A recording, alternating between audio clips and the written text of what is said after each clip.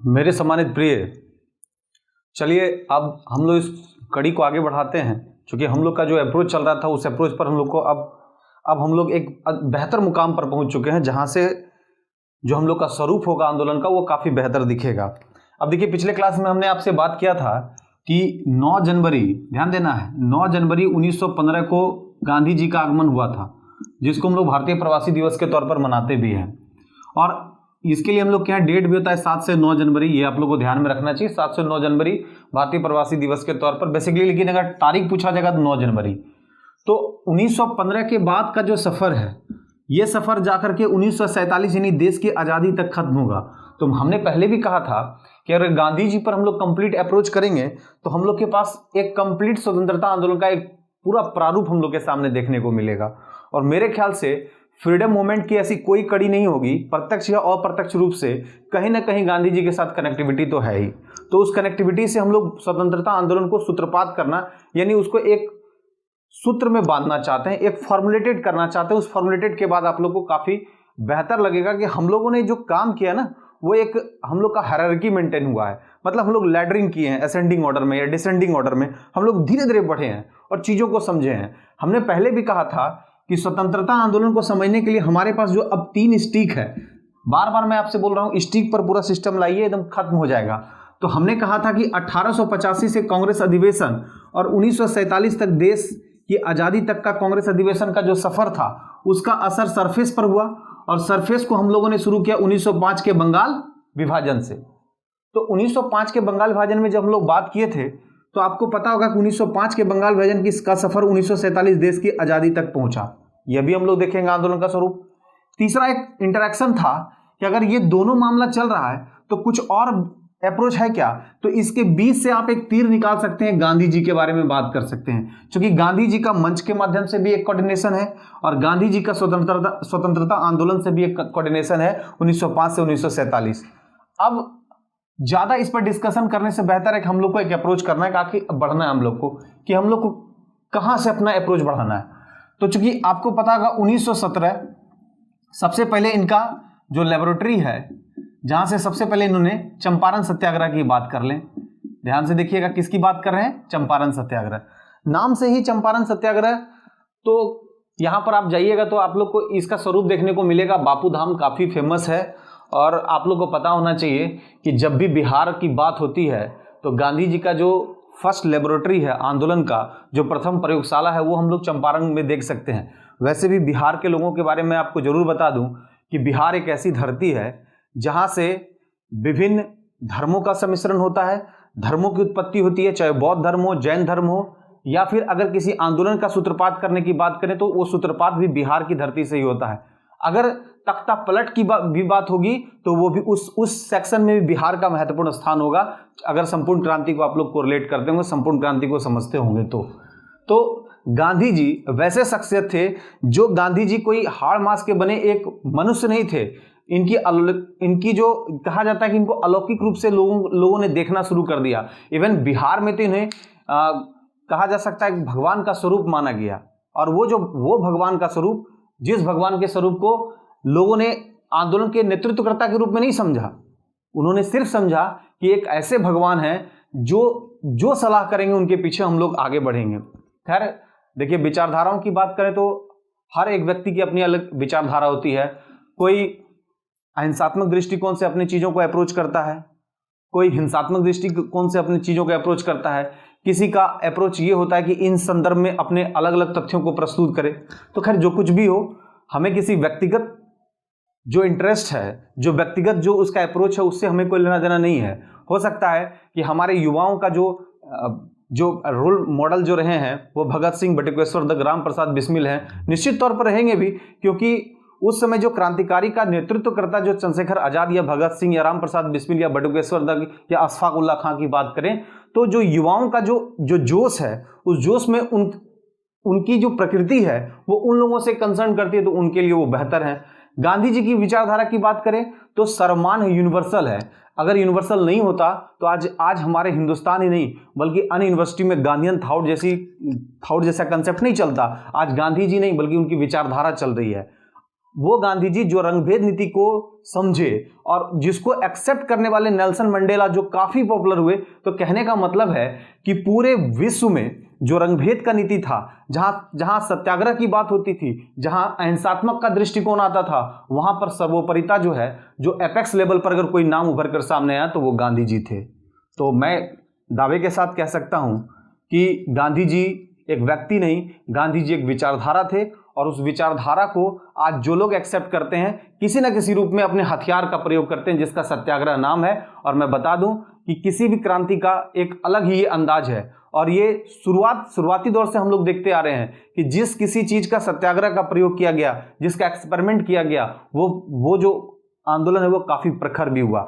वैसे अब यहाँ पर डिस्कसिव मेथड होने से ज़्यादा बेहतर होगा कि हम अपने काम को आगे बढ़ा दें, क्योंकि हर लोग का सवाल नहीं सर भगत सिंह भी तो बहुत बेहतर काम किए, वो क्रांतिकारी के बहुत अग्रदूत थे, बहुत बड़े नेता थे। तो मैं ये नहीं बोलता हूँ कि भगत सिंह ने जो काम किया वो कहीं से भी कम होगा गांधी जी के कंपेरिजन में, क्योंकि भगत सिंह का अपना एक अलग आइडियोलॉजी था। वो उनका जो आइडियोलॉजी था, वो आइडियोलॉजी को समझने के लिए सबसे पहले आपको समझना पड़ेगा कि यूथ क्या होता है। समझना पड़ता है कि यूथ का जो हम लोग बोलते हैं युवा है, अरे युवा को रिवर्स करके देखो ना, युवा वायु है। युवा को उल्टा करके पढ़ो, युवा लिखते हैं उसको वायु है। वायु का क्या होता है? रेंडमली बहता है।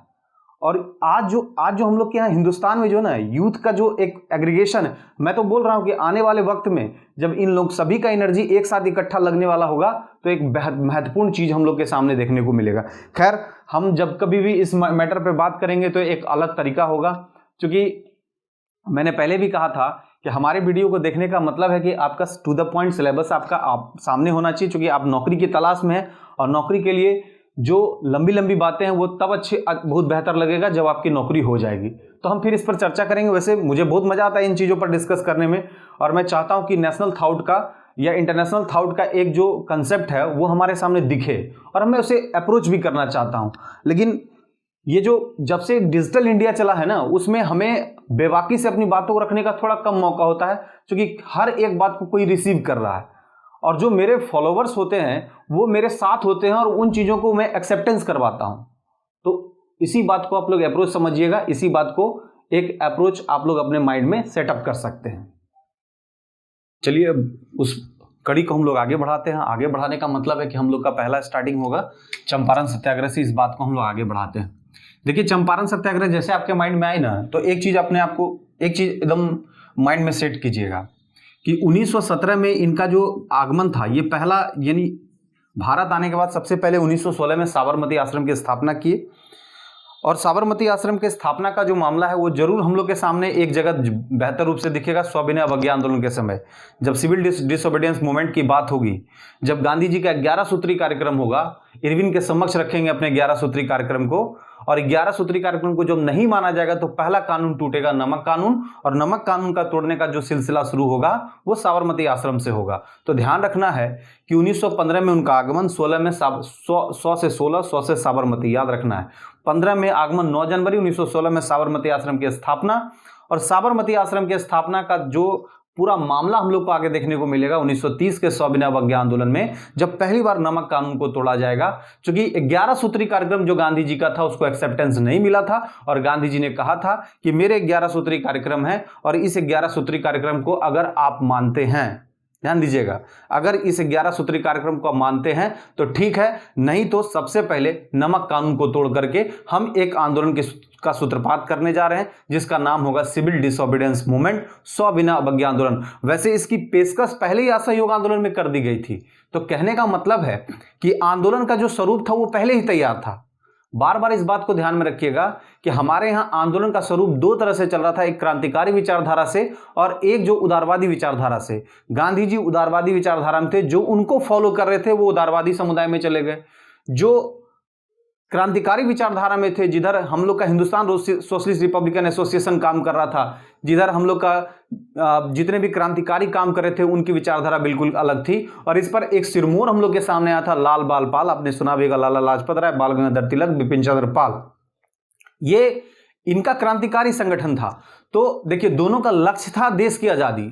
दोनों उदारवादी भी चाह रहे थे देश की आजादी, क्रांतिकारी भी चाह रहे थे देश की आजादी, लेकिन दोनों का तरीका अलग अलग था। अब तरीकों पर हम लोग को बात करना नहीं है, क्योंकि तरीका किनका बेहतर था ये यहाँ पर बोलना उचित नहीं होगा, लेकिन सिर्फ आप इतना समझिएगा कि जो कुछ भी हो, जब जो समय का डिमांड हुआ उसने अपने उस तरीके का प्रयोग किया और हमारे हिंदुस्तान में सफलता अंततः हमें मिली और इस देश को आज़ादी मिली, चाहे वो क्रांतिकारी विचारधारा से उत्प्रोत हो या फिर उदारवादी विचारधारा से है। तो ध्यान रखना है कि आपको जो है ना, आपके मेंस के लिए भी आपके दिमाग में कंसेप्ट दे रहे हैं, क्योंकि बीपीएससी एस्पायरेंट भी बहुत सारे देख रहे होंगे वीडियो, तो बीपीएससी एस्पायरेंट से भी बहुत सारा बच्चा पूछता है कि सर बीपीएससी के लिए कब वीडियो बनाइएगा। अरे भाई, बीपीएससी, दरोगा और अन्य एग्जामिनेशन के लिए अलग से नहीं है। अगर मॉडर्न इंडिया को आराम से मेरे पूरी वीडियो को देख लोगे तो कोई भी एग्जाम में बैठोगे सवाल तो बनना ही है। इसलिए पूरी जो है ना, पूरी चीज़ों को बहुत अच्छे तरीके से सुनिए, और अगर एक बार आप सुन लीजिएगा तो आपका काम मेरे ख्याल से बहुत अच्छे तरीके से हो जाएगा। तो चलिए हम लोग इस बात को आगे बढ़ाते हैं कि अब 1917 के चंपारण सत्याग्रह की अगर बात होती है, अगर उसका सवाल पूछा जाता है तो क्या अप्रोच होगा 1917 में। तो सबसे पहला एक तो इंपॉर्टेंट होगा कि रामचंद्र शुक्ल, कौन सा शुक्ल, रामचंद्र शुक्ल, ध्यान रखना है, जो नाम लिख रहे हैं उस पर ध्यान रखना है आप लोग को, या फिर राजकुमार शुक्ल। ये क्वेश्चन बहुत बार पूछा है और फिर पूछने का चांसेस बनता है कि किसके निवेदन पर गांधी जी ने चंपारण सत्याग्रह में पार्टिसिपेट किया, रामचंद्र शुक्ल या राजकुमार शुक्ल। फिर एक सवाल आपसे पूछता है, ध्यान दीजिएगा, एक सवाल आपसे फिर पूछेगा ये कि इसके अलावा इनके निवेदन पर तो ये पार्टिसिपेट किए हैं, और इस आंदोलन के दौरान इनसे किस किस अन्य नेताओं की मुलाकात हुई। तो सबसे पहला जो सबसे ज्यादा सवाल पूछता है, जिसका नाम है नरहरि पारीख, नाम सुना होगा, नरहरि पारीख नाम सुना होगा, जो हम वैसे नाम लिख रहे हैं जो बीपीएससी अक्सर क्वेश्चन पूछती है। ब्रजकिशोर, राजेंद्र प्रसाद तो सब लोग जानते हैं, राजेंद्र प्रसाद की भेंट इसी आंदोलन के दौरान हुई थी, राजेंद्र प्रसाद। इसके बाद एक सबसे इंपॉर्टेंट है महादेव देसाई, ये काफ़ी इंपॉर्टेंट है, इस पर ज़्यादा ध्यान रखिएगा, महादेव देसाई की भी मुलाकात। इसके अलावा बहुत सारे लोग अन्य नेताओं से भी भेंट हुई थी इस दौरान, लेकिन राजकुमार शुक्ल या रामचंद्र शुक्ल के निवेदन पर नरहरि पारीख, ब्रजकिशोर, राजेंद्र प्रसाद, महादेव देसाई और अन्य मजरूल हक वगैरह जितने भी बिहार के नेता थे उसमें काफ़ी पॉपुलर, उन सभी की मुलाकात 1917 के चंपारण सत्याग्रह में गांधी जी के साथ हुई। अब है कि इसमें से एक क्वेश्चन और भी बनता है कि सर एक महत्वपूर्ण सवाल है कि ये जो महादेव देसाई थे, महादेव देसाई इसमें जो पार्टिसिपेशन किए थे, ये बाद में गांधी जी के पर्सनल सेक्रेटरी भी हुए, निजी सचिव के तौर पर भी काम किए, ये काफ़ी इंपॉर्टेंट है। और जहाँ तक राजेंद्र प्रसाद की बात है तो इनका तो कहना ही नहीं कि ये राजेंद्र प्रसाद यहाँ से सूत्रपात हुआ, और राजेंद्र प्रसाद बिहार के सिरमौर से लेकर के दिल्ली के जो जिसको हम लोग बोलते हैं मस्तक तक, रायसीना हिल तक इनका सफ़र ऐसा सफ़र है जिस सफ़र को तो आप समझ ही पा रहे होंगे कि कहाँ से लोग उठ करके कहाँ बेहतर कर रहे हैं। वैसे मैंने अभी तुरंत भी कहा था कि बिहार की धरती एक ऐसी धरती थी जिस धरती से जो फायर था, जिसको बोलते हैं कि यहाँ पर लोगों का कार्य करने का जो तरीका था, लोगों की जो अभिव्यक्ति थी, लोगों का जो जीवटता था, वो पूरे हिंदुस्तान के लोग ही नहीं समझते थे बल्कि पूरा विश्व का लोग समझता है कि बिहार के लोगों में एक जीवटता है।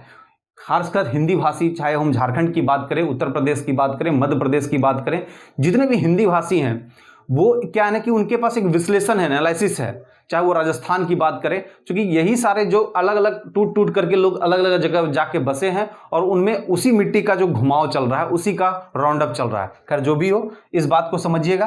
तो रामचंद्र शुक्ल, राजकुमार शुक्ल के निवेदन पर 1917 में चंपारण सत्याग्रह में पार्टिसिपेशन हुआ, और पार्टिसिपेशन गांधी जी का जब हुआ तो वहां क्या था कि 3/20 याद रखिएगा, कहा गया था कि 20 कट्ठे की खेती में 3 कट्ठे नील का खेती करना अनिवार्य कर दिया गया। अब यहां पर बहुत सारे लोगों को पूछिएगा तो सवाल यही बोलेगा कि चूंकि नील का खेती नहीं करना चाहता था इसलिए वहां पे आंदोलन हुआ। लेकिन मामला जो है ना, जिस मामले पर माइक्रो ऑब्जर्वेशन होना चाहिए वहां पर लोग पहुंचते नहीं है। देखिए माइक्रो ऑब्जर्वेशन क्या है, आखिर क्या महत्वपूर्ण बात थी। पहले 3 कट्ठे की खेती हो रही थी, 3 कट्ठे में कहा था कि अनिवार्य आपको नील की खेती करना पड़ेगा, यानी 20 कट्ठे में आपको 3 कट्ठे का खेती करना पड़ेगा। किसानों को जो लाभ मिलना चाहिए तो वो प्रॉपर लाभ नहीं मिल रहा था, और कहा जाता है कि जहां पर नील की खेती जिस लैंड पर हो रही थी ना, उसकी फर्टिलिटी रेट कम हो जा रही थी, उपजाऊपन कम हो जाएगा। तो आपको चाहिए खाद्यान्न, आपको सबसे पहले भूख की समस्या है, जो स्टारवेशन था, जो भूखमरी था, सबसे पहले फूड क्राइसिस हम लोग के यहाँ था, अनाज हम लोग को चाहिए था, और बदले में हमारे किसान कर रहे थे किसकी खेती, नील की खेती। ठीक है, कर रहे थे तो रॉ मटेरियल था तो कम से कम ब्रिटेन खरीद रहा था, जो बगान मालिक था वो खरीद रहा था और वो उस फैक्ट्री तक पहुंच रहा था। लेकिन एक घटना हुई 19वीं शताब्दी में, काफी इंपॉर्टेंट, याद रखिएगा, 19वीं सेंचुरी में एक बहुत बड़ी घटना हुई कि रंगों की खोज हो गई, कलर को खोज लिया गया। तो नील चूंकि कलर के रूप में यूज हो रहा था, और जब कलर का जब खोज हो गया, मतलब रंग बनाना शुरू कर दिया केमिकल तरीके से, तो रंग के बनने के कारण अब धीरे धीरे क्या हुआ कि उसका डिमांड मार्केट में कम हो गया। इकोनॉमिक्स को भी समझिएगा, यहां पर इकोनॉमिक्स की बात है। तो जब डिमांड इसका कम हो गया, तो अब क्या था कि कल तक जो किसानों से बागान मालिक खरीद रहे थे रॉ मटेरियल को, अब वो खरीदना कम कर दिए। और साथ ही साथ क्या किए कि किसान भी तो पहले से चाह रहे थे कि हमें ये इसकी खेती नहीं करनी है, हम चूंकि मेरे जमीन का फर्टिलिटी रेट कम हो जा रहा था। और यहां पर बागान मालिक को भी एक मौका मिल गया। उसने क्या किया कि अप्रोच किया कि भाई तुम्हें कम दामों में अब ये देना पड़ेगा रॉ मटेरियल। एक तो पहले से ही काम गलत हो रहा था, दूसरा था क्या कि फिर से उसका एक्सप्लॉयटेशन होना शुरू हो गया।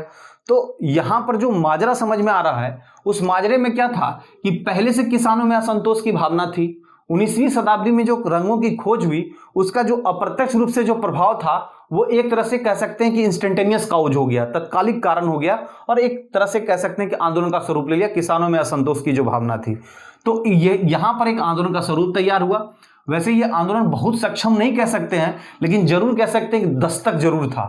इस दस्तक की बात करें तो ब्रिटेन ने एक कमिटी बनाया था, एग्रीगेरियन, यानी एग्रीरियन कह सकते हैं कि कृषि का एक आयोग बनाया था, एग्रीगेरियन कमिटी बनाया, जिसमें महात्मा गांधी को यानी गांधी जी को भी सदस्य के तौर पर बना दिया गया।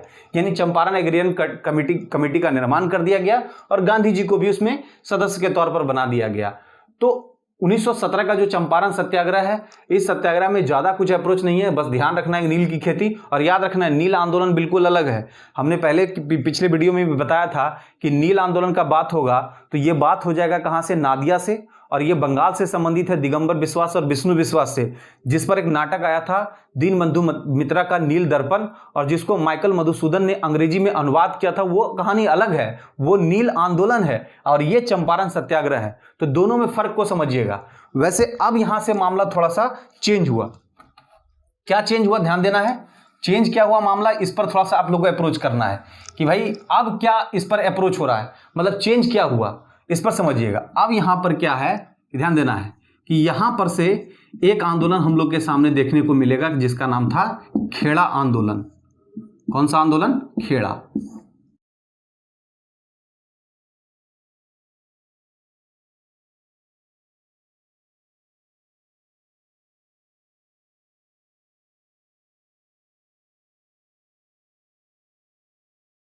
खेड़ा आंदोलन। देखिए अब यहां से इसको हम लोग 1918 से अप्रोच करेंगे। 1918 से जब अप्रोच करेंगे खेड़ा आंदोलन को, जिसको हम लोग थोड़ा सा देख लें। अब क्या है ना कि यहां पर भी यह भी आंदोलन किसानों से ही संबंधित था।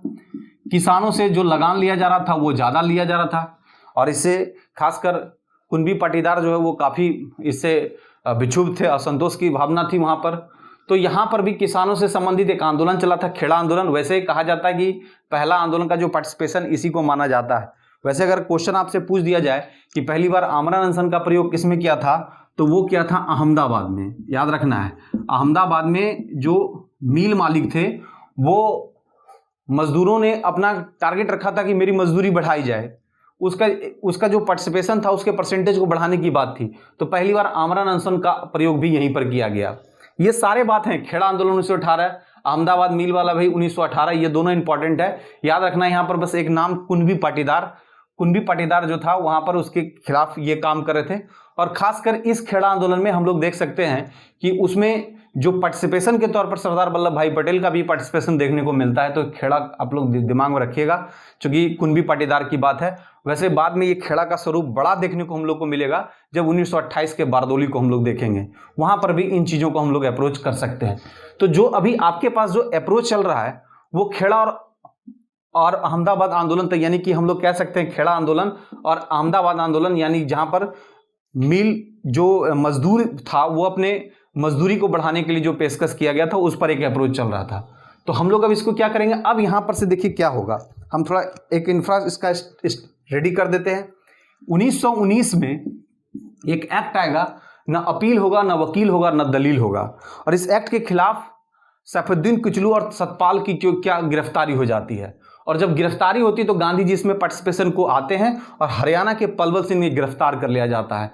जब आप एक नेतृत्वकर्ता को, एक बड़े नेता को जब गिरफ्तारी होगी तो धीरे धीरे क्या होगा कि उस आंदोलन का एक्सपेंशन बढ़ेगा। और तो और इसमें जालियांवाला बाग हत्याकांड ने तो पेट्रोल ही डाल दिया, जो पूरी तरह से हिंदुस्तान में इस आग को देखा जा सकता है। लोगों ने राय बहादुर की उपाधि लौटा दी, नाइटहुड की उपाधि लौटा दी, केसर हिंद की उपाधि लौट गई। तो कहने का मतलब है कि जो हम लोग के पास एक स्वरूप देखने को मिलेगा वो सबसे महत्वपूर्ण। लेकिन यहीं पर हम लोग को थोड़ा सा रुक करके बात करना पड़ेगा 1919 के खिलाफत आंदोलन। और ये खिलाफत आंदोलन जो वैश्विक एक प्रभाव था, जिसको हम लोग सोवर्स की संधि बोलते हैं। सोवर्स की संधि क्या थी कि ब्रिटेन और तुर्की के बीच में एक कॉम्प्रोमाइज हुआ था, मतलब समझौता हुआ था। और चूंकि तुर्की के खलीफा के पावर को सीज कर दिया गया, कम कर दिया गया। और आपको पता है कि पूरे विश्व के मुसलमान तुर्की के खलीफा को अपना इष्ट मानते थे, धर्म गुरु मानते थे। और उस वक्त उसके पोजीशन को डाउन कर दिया गया। अब इससे खफा होकर के हिंदुस्तान में भी हम लोग क्या देखने को मिले, अली बंधु इसके खिलाफ गए। तो गांधी जी को लगा कि चलो एक अच्छा मौका है जब हिंदू मुस्लिम एकता मंच को तैयार कर दिया जाएगा। लेकिन वो ज़्यादा दिन चला नहीं। 1921 में एक विद्रोह हो गया, मालाबार तट पर मोपला विद्रोह आप लोग सुनोगे। वहाँ पर नमुद्री ब्राह्मण और वहाँ जो किसान थे, जो मुस्लिम थे, उसके बीच में झड़प हो गई और उसको एक सांप्रदायिक हवा दे दी गई। तो अब यहाँ से मामला बड़ा बेहतरीन होने जा रहा है और इस मामले को हम लोग आगे बढ़ाएंगे। तो इस मामले को बढ़ाने के लिए सबसे पहले आपको अपने अप्रोच पर एकदम कमांड रखना पड़ेगा, हम लोग चले कहाँ थे और चलना कहाँ तक है। तो ये चीज़ को अपने दिमाग में जरूर रखिएगा। जय हिंद, जय भारत।